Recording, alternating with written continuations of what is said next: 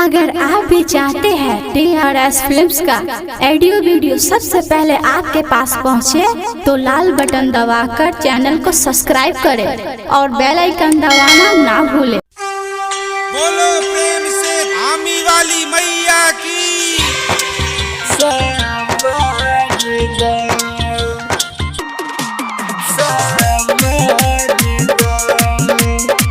Recording studio मंगलारी बाजार।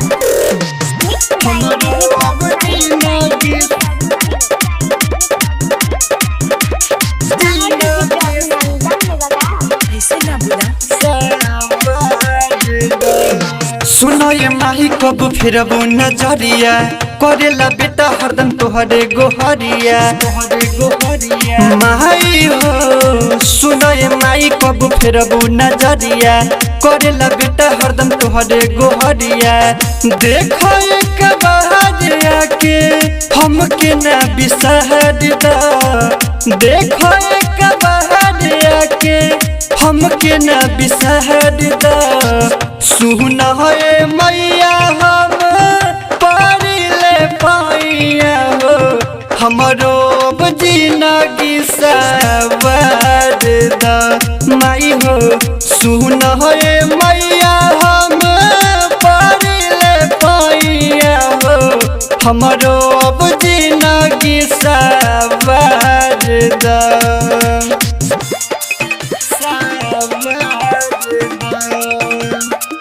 Recording studio मंगलारी बाजार।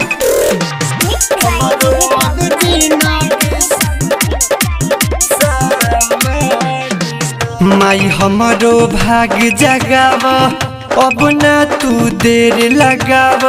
सुनिल तू बिनती हमार हो ए माई सुनना। हाँ हाँ बेटवा पदाया कर, दुखवा के आके हर। आइल बानी तोहर दुआर हो, रोवत से बकवा तोहर दर्शन एक बार दा।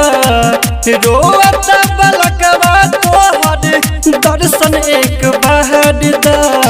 सुन है मैया हम पारिले पाइया हो, हमरो जिंदगी सवार दा माई हो।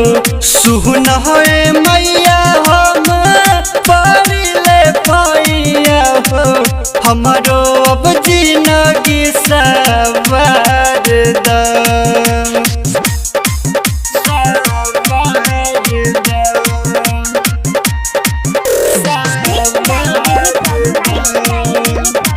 रिकॉर्डिंग स्टूडियो मंगलारी बाजार।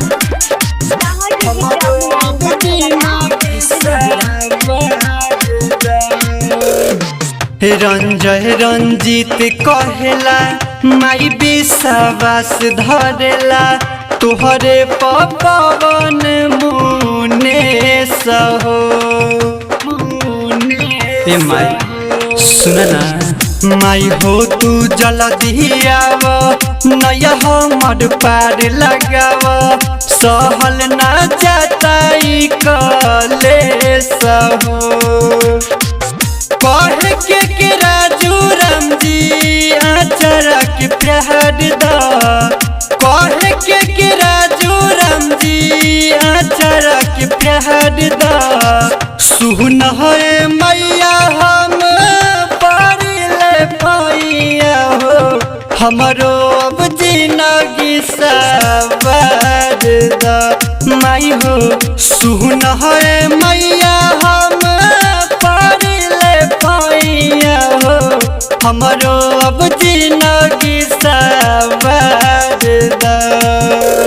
सुन माई कब फेरबू नजरिया, करेला बेटा हरदम तोहरे गोहरिया। देखो एक बाहर आके हमके न बिसहर दा, देखो एक बाहर आके हमके न बिसहर दा। सुन है मैया हम पारिले पाइया हो, हमरो जिंदगी सवार दा माई हो।